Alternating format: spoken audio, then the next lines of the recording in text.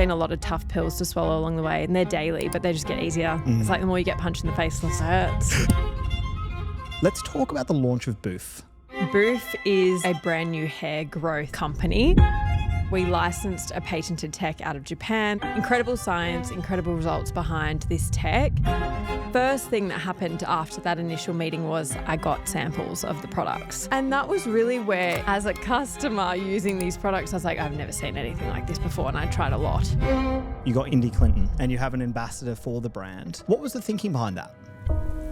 Every day, I felt like I let someone down because you try and do so much that it's impossible to show up for everyone every day in the way that they need you to. So until you have awareness, you don't know what you don't know, and you can't actually start the work. I had to learn that essentially how someone hears you is reality. Like, it doesn't matter what you meant or what you were trying to say, how you delivered it, and the fact that you didn't make sure that it was received in the way you intended is your fault. That was probably one of the hardest things to hear. It should set your soul on fire. Like, that's what I say to my team, even when they're doing work, I'm like, does it set you alight? Like, if it doesn't, don't do it. You just have to love what you do, because if you do, you don't work a day in your life. Are you obsessed? Welcome to Chew the Fat. My name is Frank Reef, and I started this podcast after I sold a business for $180 million with my two brothers. It's part of my mission to raise $1 million for Children's Cancer Institute by writing a cookbook called Eat with Purpose. In this series, I'm going to bring different types of founders on for you can share in their journeys and their lessons and insights. I'm also going to bring on guests who are in the middle of scaling their business. I want to make sure the challenges are relative to you and make sure you can take insights that you can use in each and every day in your business. I hope you enjoy. So, Rachael, it's been 1.5 years since you sat in this chair. Wow. And I was watching back, right? And I said this to you at the founders table the other day. The amount of growth you've had in that period of time, mind-blowing, right? It's like when you were sitting there chatting at the founders table, I was like almost a completely different person. Yeah. And I mean that in the most positive way. Yeah. Not that I didn't like you before, you were good. But it's like, it's an incredible journey. And the reason you're one of the first guests to do a second round. Wow, So really? So shout outs, yeah. And I wanted to bring everyone on the journey for like this next evolution and all this growth you've had.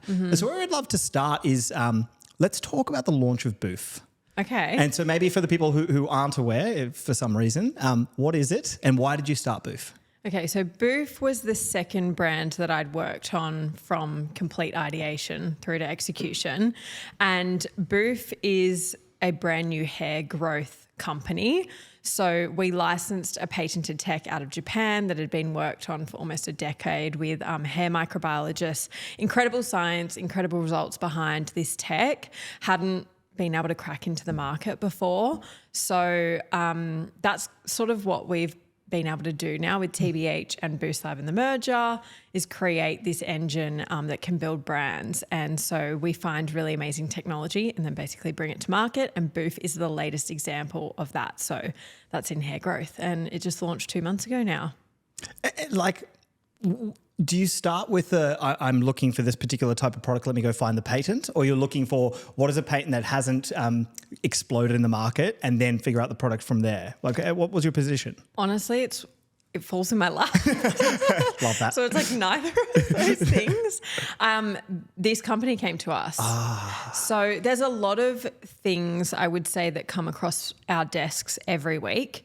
We're in a really tough capital market at the moment. There's a lot of businesses that are struggling to crack into their categories. They might have great products, but they just can't quite scale them.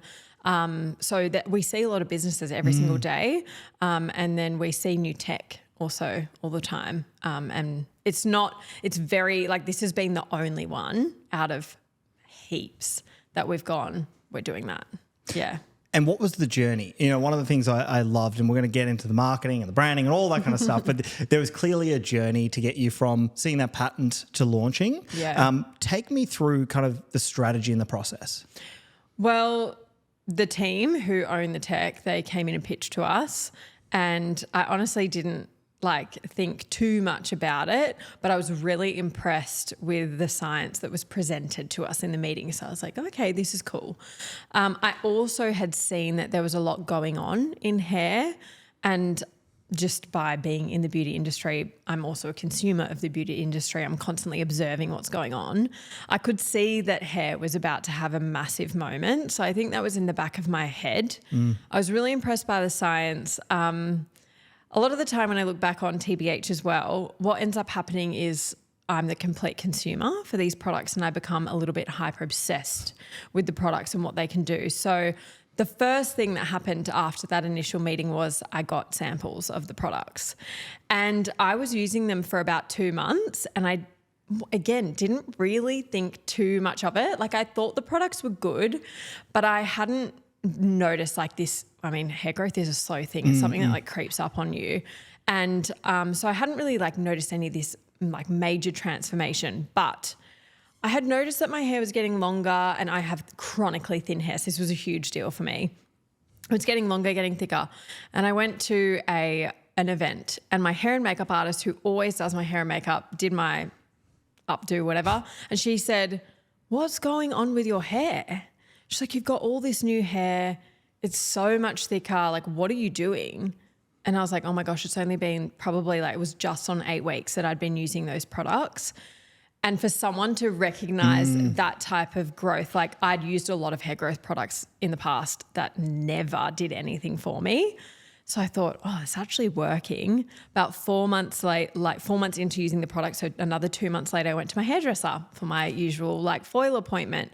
And she said, "I'm going to have to extend your booking because I don't know why, but you've got a lot more hair and it's going to take me longer to foil it."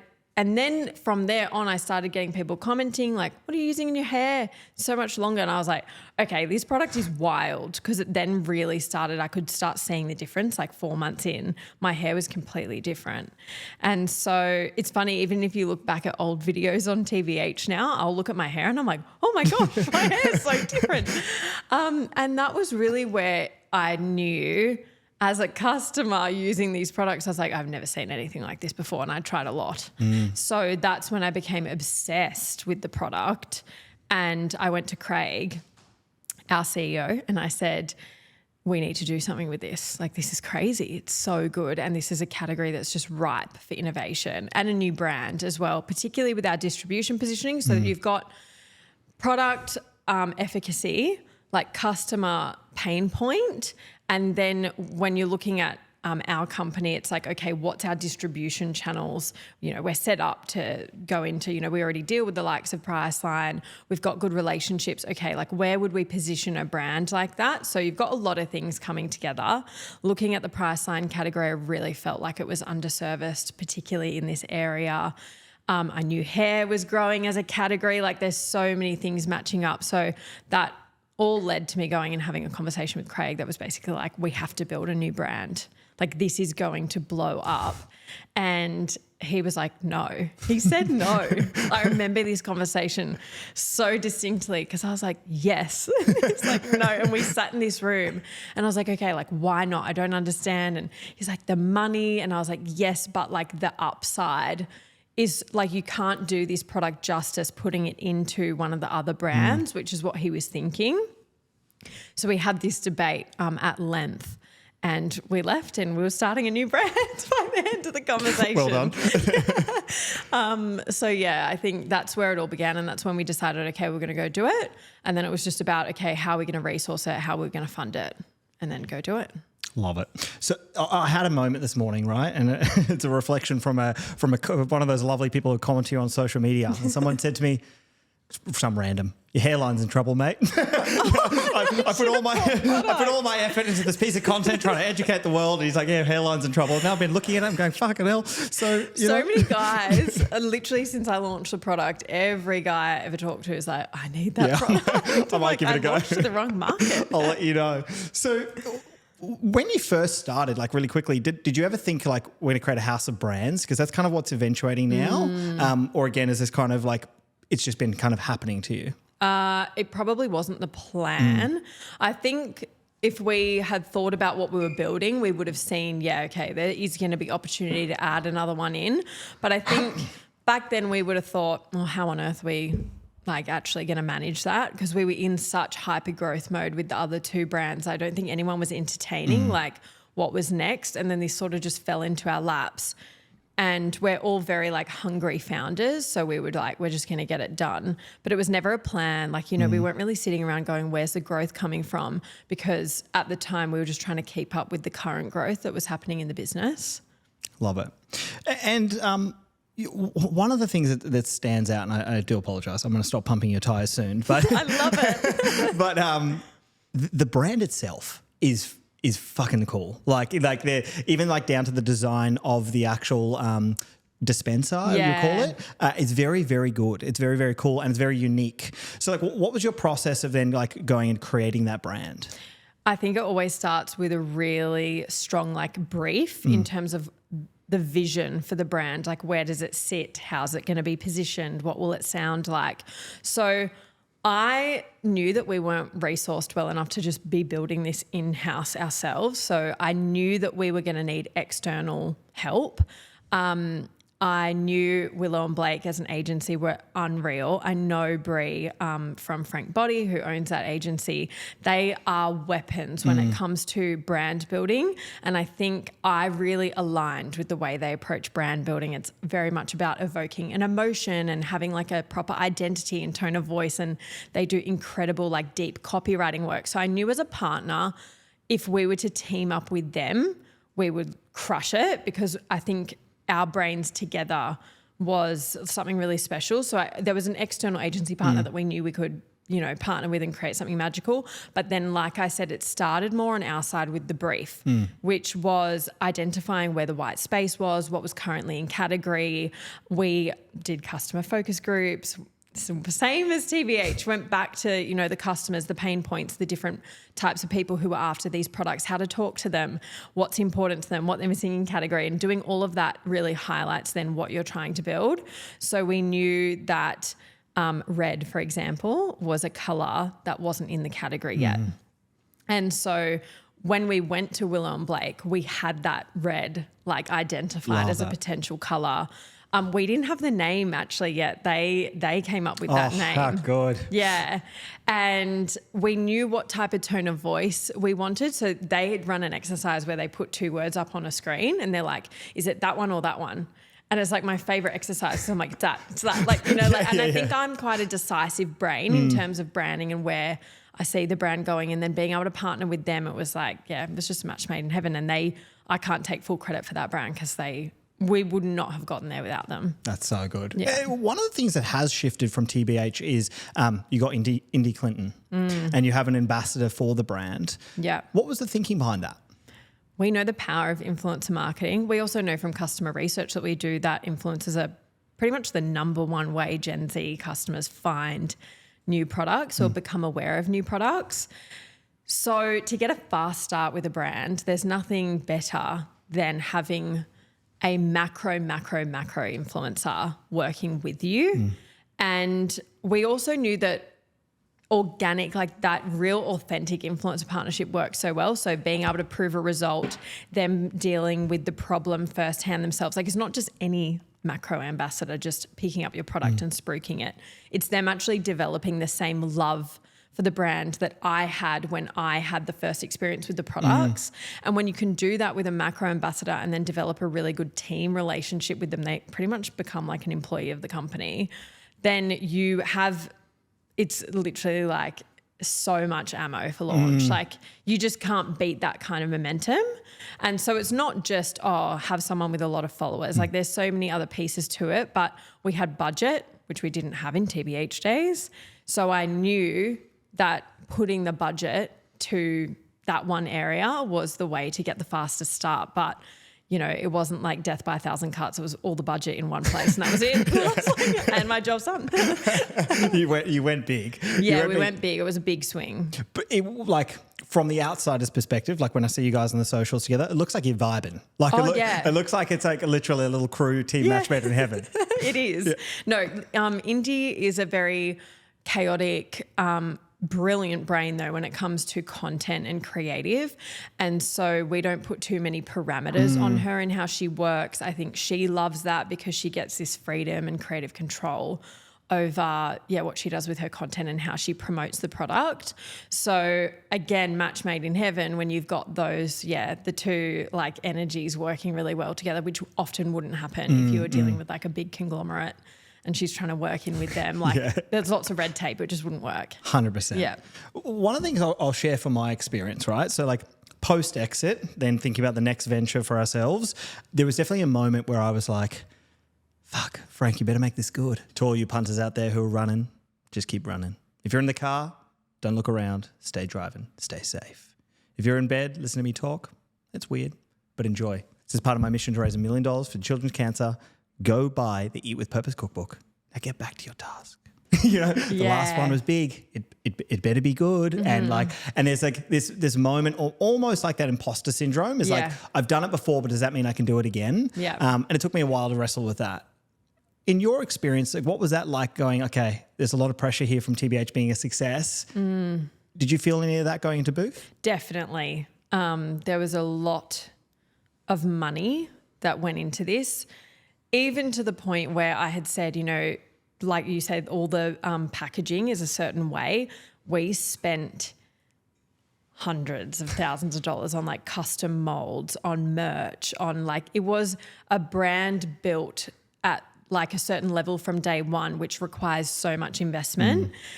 And, finance were getting these bills for the merch and stuff, and people were coming to me like, what are we doing? Like, are you sure? And it's having, it's having the ability to back yourself in that moment, be like, we're going to have to try this, because I'm a big believer in like, you can kind of get in your own way, like before you even get started, and then that will be the reason that it doesn't work. So I definitely think that there was so much of that.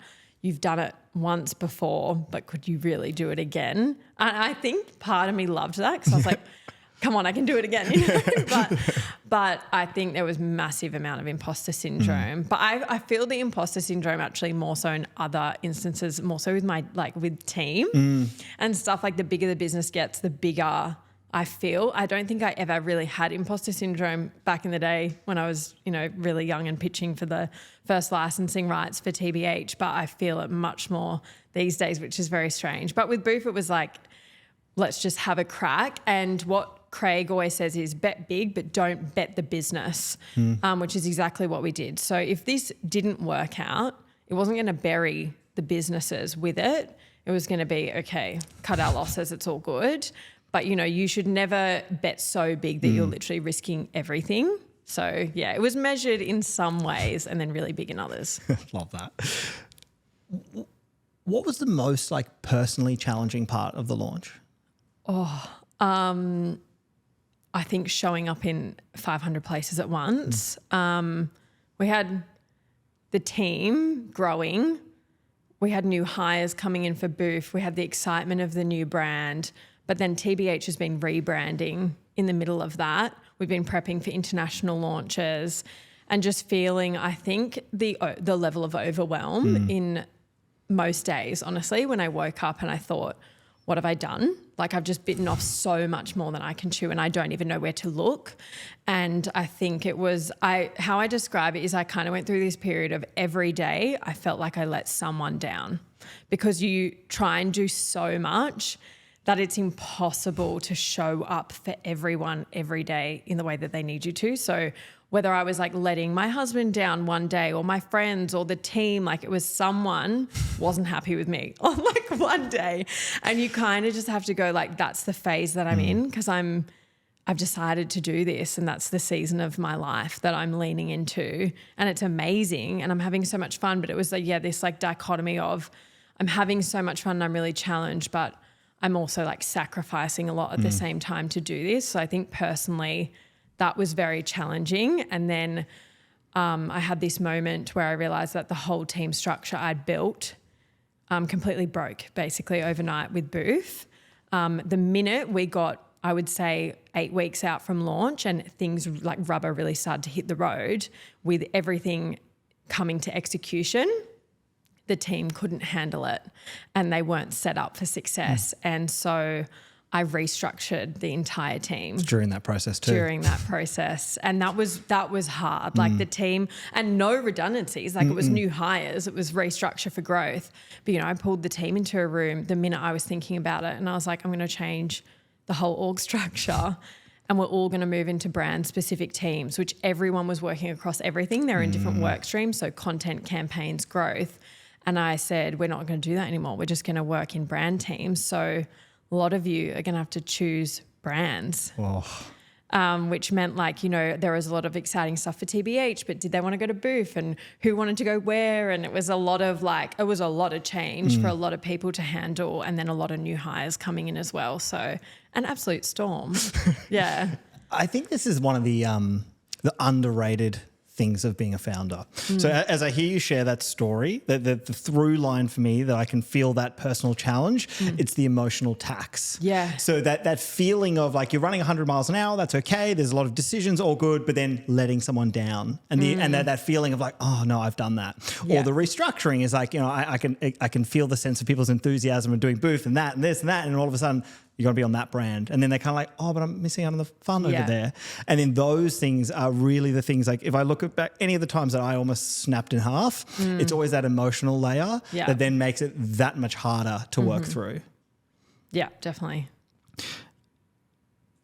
One of the things we talked about at the founders table was your marketing team and the size of it these days. 37?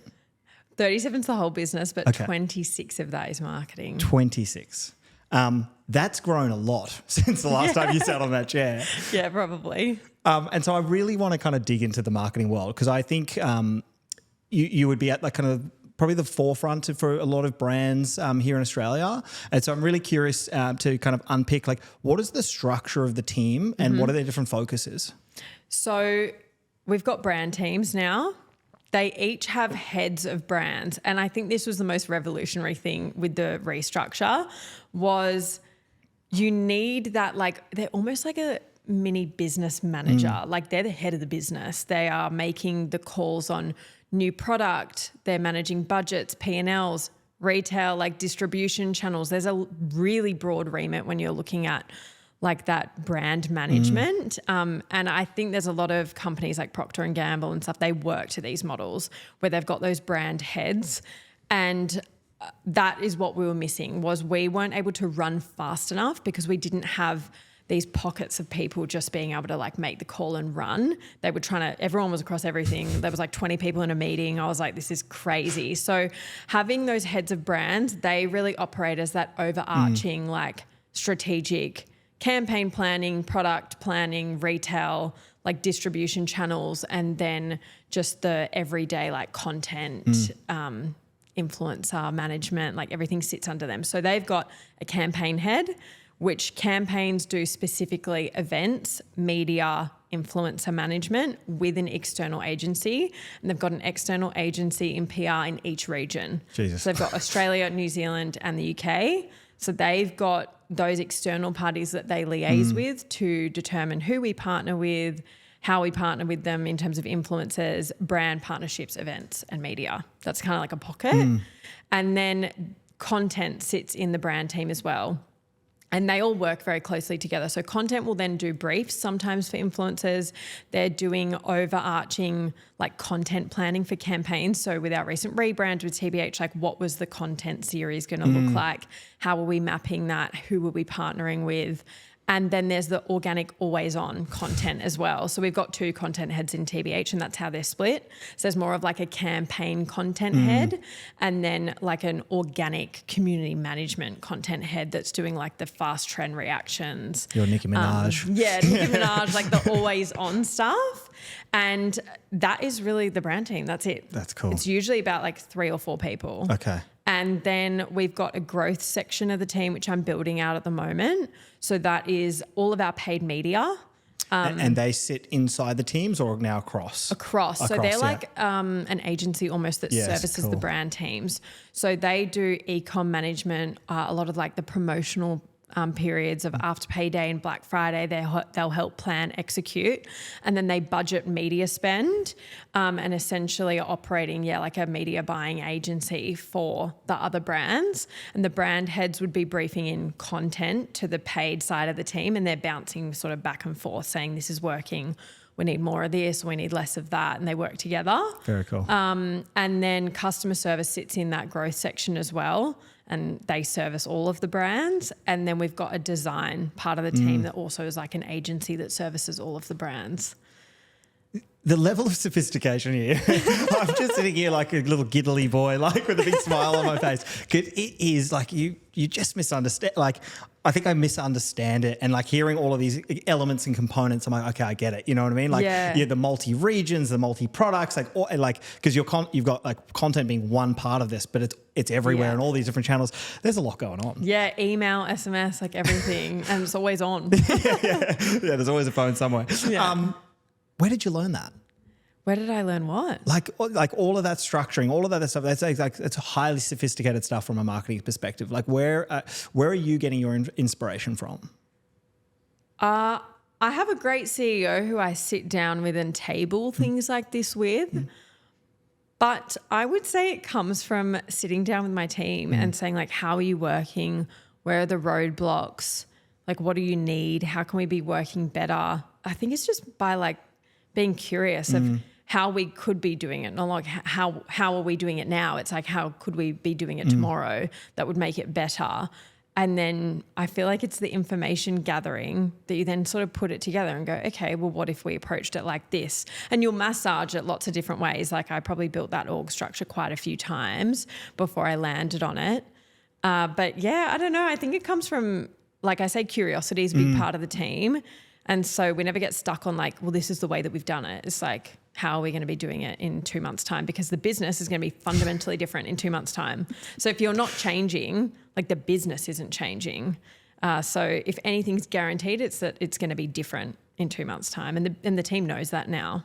I love that. Yeah. I love it. It's so true. It's so true. I think it's one of those things, if I reflect on my comment, which is your growth of the year, it's like what you've understood as a founder is if you want your business to double or triple, like you have to double or triple, like, and your team needs to like be kind of part of that journey as well. You mentioned something to me the other day, which was there was a shift that you did with TBH, which has made a huge explosion in the revenue. Are you comfortable to share what that shift is? Yeah. Because I think it was really interesting. I think we're looking at a world now on social media. So social media is such a fundamental part of how TBH interacts with customers, finds new customers, and it used to be so different to what it is now. And I think TikTok has really democratized social media and content creation in general. So the power or influence of a content creator is no longer linked to necessarily how many followers they have. There is, of course, that still exists, but it's very different nowadays where you can have an everyday person jump on TikTok and post a video and it doesn't get served to their follower count, it gets served to whoever interacts with it in the algorithm. And so whoever's walking down the street that day could essentially like blow up your business, like if they decide to post a certain video about it. And I've seen that just run rampant on TikTok. And we were looking, actually where this insight came from was there was a trend at the end of last year where people were picking up our Milky toner from the Rebound range and they were comparing it to the Rhode glazing milk over in the US, which you couldn't get here. And micro creators were creating videos about this that were going viral. And then what we saw was because micro creators were talking about it and those videos were going viral, other micro creators were seeing that and going, I want to go viral too. And they were talking about it as well. And it was like this big flow-on effect that created like, we didn't even start it. And it created this big micro campaign that we were like, oh, and it really worked. And so I think I saw the power of these like micro content creators and building such a strong community of them when they stand up and talk about your product and there's hundreds of them, like the noise that creates on TikTok and how much more that's trusted than one big person standing up and promoting it is like game changing. And so we've really shifted our focus into micro content creators now, and working with them and seeding the product out far and wide and briefing micros over looking at macro talent necessarily. Like we do both, but it's just this new, priority on micro creators, and it's working so well. And like literally hundreds? Like Yeah. Yeah. Even just the management of that. Yeah. Are you guys going out and like seeking it, or you're seeing, you're asking customers? Like, how are you finding those people? We find them a lot of the time on TikTok. And when I say we, it's not me, it's the team. They do an incredible job. Like they are chronically online, all of them. So, like they've got all of these people that they're following or aware of, or they'll see and start seeding to. But like I said, it's that sort of flow and effect. So if you've got even 30 micro content creators posting about something, the micro content creator community is quite engaged. Interesting. And so I feel like they then see it and almost like jump on the bandwagon. Yeah. You know, one of my favorite parts about both the Founders Table and Chew the Fat is I get firsthand experience of all these different businesses like yourself talking about these things. And I think one of the challenges that a lot of people have is they're unable to contextualize someone else's world to their own. So someone might be listening to this right now and going like, yeah, but Frank, I don't have a product and I'm not selling hair stuff and I don't do e-com. I'm in real estate or I'm in software or I'm in X, so I don't take the lesson. But I think there are so many little lessons here. And so when I look, and one of the things I love about there's obviously so many great e-com and product founders in Australia, is I'm like, ooh, that's a little nugget that can be applied to any business. Yeah. You just kind of have to figure it out. Because when I hear that, I when you mentioned the democratization of TikTok, I know that so intimately. You're looking at our 3 team members there, you'll do a random piece of content. They've only had like 7 followers and like, boom, that thing, it just pops in a second. And then having that distribution of so many, I'm like, oh, yes. Yeah, so it's incredible. I will be applying that 100%. And we're an app. So how do you guys measure the performance of all the different marketing? Holistically is my answer to that. So we know, for example, and I think this is something that we probably have quite a different philosophy on. I think e-com based businesses in particular can get quite prescriptive about things. I would say I'm a brand builder, like by trade. I am probably more of your traditional marketer in terms of how does a brand make a customer feel and, like what color in market. And, I love all of the foundational traditional marketing principles. And I think they've got a role to play. I think people just sort of dismiss them as old school, where in reality, I actually think that they do play quite a big part of like brand and brand success for the long term these days. And I think with performance marketing that's come in, it's been like, what's your CPA and your MER and your click-through rate? And it's all of these data points. And that's amazing. Data is an amazing reference point, but it doesn't paint the whole picture. And I think that you need to have such an intimate understanding of your customer and how they're sort of shopping with you and behaving with you to then, be able to like paint that whole picture together. What was your question? No, that's good. I said, how are you measuring the performance? And you said holistically. So I think we then look at all those data points and draw conclusions. So how is, for example, our micro creator strategy impacting the efficiency of ads?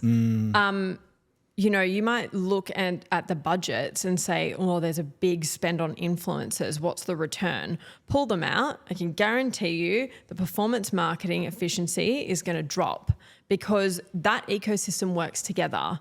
And I think when people try and get really prescriptive with attribution, they miss like what's actually going on from a whole ecosystem perspective. So I think we've got big marketing budgets that are built out in a P&L with different buckets. We understand what percentage of revenue is being spent on marketing as a whole, and then within marketing, what percentage it sort of drops down to in terms of events, influencers, performance marketing, and then we manage those buckets accordingly. But ultimately, we want to see marketing sitting at a certain percentage of revenue on the P&L. And we like to find ways that we can just drive that top line revenue efficiency with like a tiny bit of additional spend. But you reach this inflection point where I think you scale quite quite profitably. And that's down to retail distribution. It's like the whole ecosystem working together, how customers finding you, shopping you. It's understanding all of that to then go, yep, okay, I know where to spend the money, and then just push. Love it. Yeah. Love it. And just to make sure I understand and the audience understands correctly, when you talk about the efficiency of the performance marketing, correct me if I'm wrong, it's like you could take one of the micro-influencers that's performed really well organically, and now you could put ad spend behind it, and now the cost for whatever the outcome is of that is far lower. Yep, 100%. Beautiful. Shifting away from the marketing, the team size, the amount of people you're looking after, it's grown so much. How have you had to grow as a leader? Astronomically, and I'm still in the process. Honestly, it's a never-ending process. I went from founder role, basically working in the business, customer service, packing orders, doing everything, to going through a strategic merger, getting capital into the business, and having to take on a C-suite role across 2 brands, and then build a team underneath that overnight. And so that required huge growth from me personally in a very short period of time. And I think it brought out a lot of shortcomings.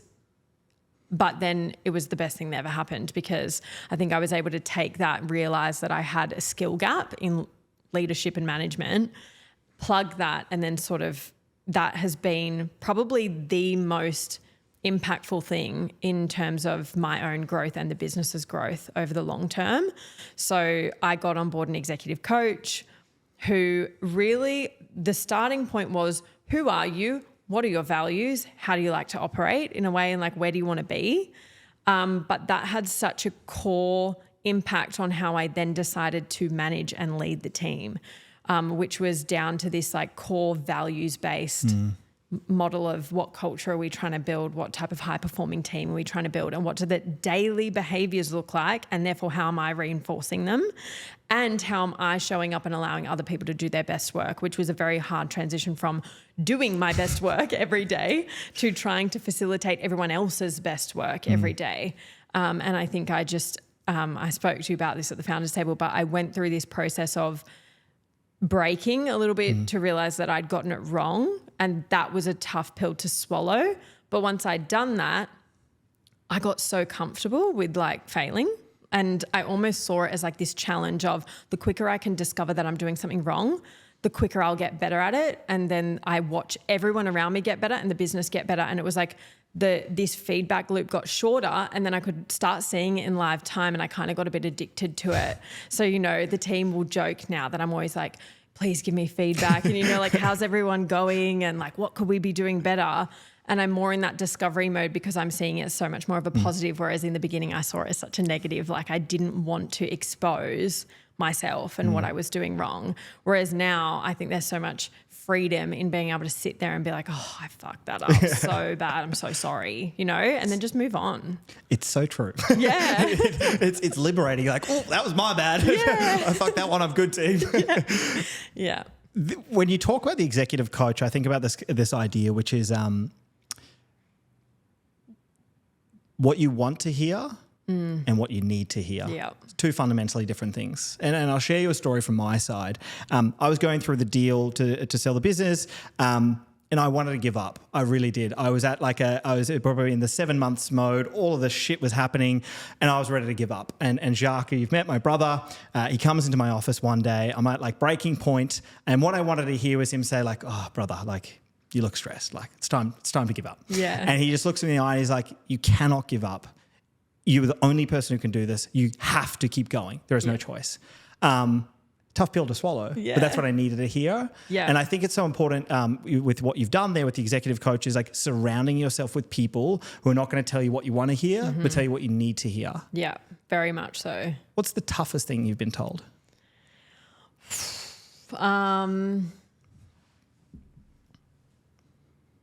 I think, I mean, I went through 360-degree feedback with him, and that was in the early days too, because until you have awareness, you don't know what you don't know, and you can't actually start the work. So that first bit of awareness was probably the toughest spot for me, where I think I had feedback more generally from the team that I have quite unrelenting standards, and I think that I can come off cold because of that, or quite like tough. And it's so not how I like actually feel, but how I was talking to people and what they were picking up. I had to learn that essentially how someone hears you is reality. Like, it doesn't matter what you meant or what you were trying to say, how you delivered it, and the fact that you didn't make sure that it was received in the way you intended is your fault. And I think that was probably one of the hardest things to hear. But I hear difficult things all the time now. Like you said, that coach doesn't tell me what I want to hear at all. And that's so refreshing. Like, I love having people around me that are like that. I'm a very direct person, and I like to basically just say it how it is. Like, I always say, like, hit me between the eyes. Like, you know, like, don't, like, I deal well with people where I know where I stand and that they can just give me the honest truth. Honesty is my number one value, and it's like my absolute deal breaker in life. And so he will pick up the phone. He now coaches my team. Wow. So he coaches my managers to ensure that we've got this consistency in sort of how we're managing, how we're leading the rest of the team. And he's done amazing things for all of them, but he now gets insights into what's going on in the business. And even the other day he came and sat in the office, and he just sat, and I was like, oh, I just know you're going to like pick up on something that I'm doing, you know, like you're just there observing me. But he will pick up the phone and call me and say, and I remember this day that he called me, and he knew it wasn't a good day for me. There was a lot going on. I was like not in a good mood. He's like, I know this is probably not what you want to hear. But he's like, you say that fast feedback is like such a core value of your team. And I was like, yeah. And he said, so why are you not doing it? And I'm like, what do you mean? He's like, you're not. I'm telling you, like, it's not happening. And I was like, I know you're right, but it's just not what I wanted to hear. But yeah, so there's been a lot of tough pills to swallow along the way, and they're daily, but they just get easier. It's like the more you get punched in the face, the less it hurts. Yeah. A couple of cauliflower ears and you're good to go. Yeah. I love that. And I think for the people listening, like the takeaway there for me is that external person in your life, they can take a very non-biased approach to be able to deliver that feedback. Yeah. One of the big challenges you have is as your business grows, what happens is you have more yes people surrounding you. You know, so the bigger your title, the more important you become. Yeah. People don't want to let you down, you know, and so more and more people will be saying like, yeah, that's great. And you need that person or those people to be like, that's not great. You know? And I tell you the real shit, because that's the stuff that is actually going to be able to move you forward. Yeah, 100%. And he's almost making sure that that's built into my team as well. So I've got, you know, I think people from all across the business that will come into a room and like really directly challenge and speak their minds. It's so nice when you're in a room and you can tell that people are just like, there's no egos in the room. It's just like, let's have a discussion. And everyone's just coming very candidly with their thoughts, but then they're also so intrigued to hear what other people are thinking, because no one's worried about like, what does this look like for me? Or they're not worried about being the smartest person in the room. They're actually just so, they're led by what's going to be good for the business or like finding the best outcome. And that's what's motivating everyone in the room. So I feel like it's nice because in every day he's helped me build that, where I've got people coming into the room being like, I think you're wrong. And I'm like, sick. Why? You know? Oh, so good. What does the future look like for you? Because it's been a big few years in the last year of like immense growth. Like, you know, project 5 years from today. Like, what's happening in Rachel's life? I hope I find some balance. I think I've probably worked myself crazy hard this year to achieve, you know, the stuff I wanted to with Bouf. And really, when there's so many opportunities presenting themselves, I think we went through this really big growth trajectory with the business, and then all of these opportunities presented themselves. And I know that that moment doesn't just like then come around again later. Like, timing is really critical. So I think I've just sat there and said yes to like everything. But I think maybe in the future, I think I want to be a little bit more selective, maybe in terms of I want to give more opportunity to the team to take more ownership, to run more, to do more and grow more. So I think the future hopefully looks like me coming out of the weeds even more. And then honestly, I don't think you're going to stop me from doing something else.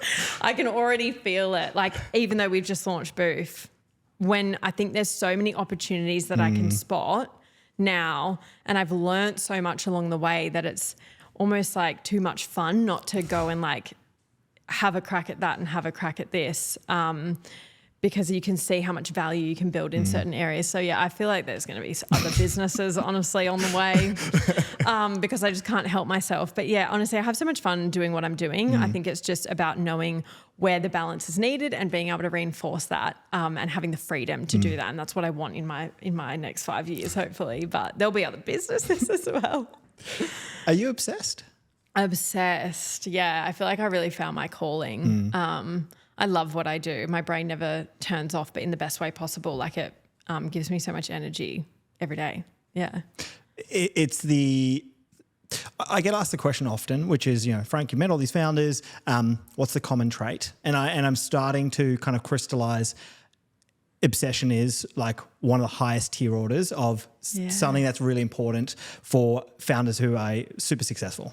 Yeah. Like there's something about that obsession, and that obsession doesn't have to come in weird formats of like 19 hours and sleeping behind your desk. No. It's like something in the eyes, something in the eyes. There's that little bit of animal, and it's just that little bit of like, there isn't a separation between, oh no, this is my business and this is my life. It's like, this is one and the same. And I hold, this idea of, when people say like, my business is not my identity. I think most successful founders, that's untrue. It's a big part of your identity. Yeah. I can comfortably say that, and I don't feel ashamed by it, because I think that's kind of what's required. Yeah. I mean, it should set your soul on fire. Like that's what I say to my team, even when they're doing work, I'm like, does it set you alight? Like if it doesn't, don't do it. Like, don't bother, just drop it. And I think having that every day when you wake up, you can't help but work because you're like happy when you work. I think it's just when that becomes all consuming is sometimes when you need to like realize that doing the work all the time isn't actually the most effective way of like going about things. I think that's what I haven't nailed yet. Like I'm so obsessed that I can't see where it's actually more beneficial to like step back or take a break, or just take a breather. But yeah, like you just have to love what you do, because if you do, you don't work a day in your life. Like that saying is true. If you love what you do, you will not work a day in your life. What have we left on the table? What haven't we talked about? Top of mind? I don't know. I feel like we talked about everything. Okay, good. Yeah, it was great. Awesome. Rachel, absolute pleasure as always. I'm looking forward to 12 months from today. You're sitting there and I go, Jesus, I thought you grew a lot last time. I always cringe so hard. Like even 12 months ago at the podcast I do, I'm like, oh no, I can't listen. Well, it's out there forever. Haunts me. It's been a pleasure. Thank you so much.